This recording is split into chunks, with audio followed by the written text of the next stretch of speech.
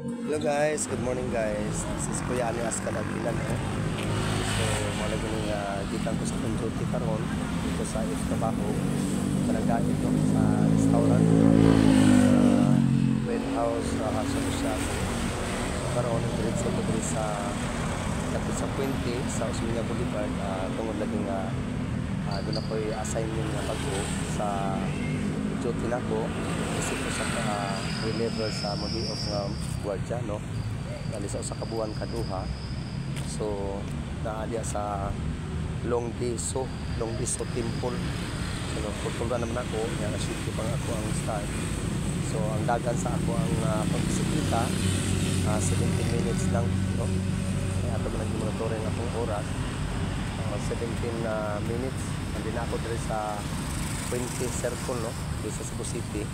So mo na siya simple 20 mo na lugar diri. So mo na inikabuntag sa iyo, daghang kayo mag-jogging diri, hiking, no, mag-exercise. So mo na nga diri sa ko kay sa taas nga panahon nga mo na ko kabalik diri. So mo na nga bisita ko pa ang lugar yung 20 years circle. So mo na nga ganahan na ko turoy diri sa dapat sa Ramos. Tungkol mo siya sa hospital yung Southern Island. So yan din Robinson at inaadri ang Rahab Hotel Casino Pilipino. So nasa diri ang MC.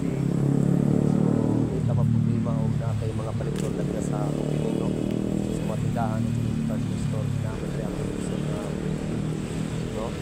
Then tapos sa mga tindahan yung position. So muna guys ang 20 circle guys, no? So niyari lang sa ko kay aron maka-update ta, no?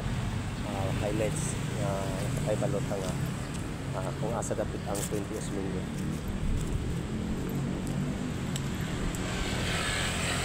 So again guys, this is Kuya Ani Askan Aguilan. So maayong kapuntagon na punta namin. So ganun mo dyan.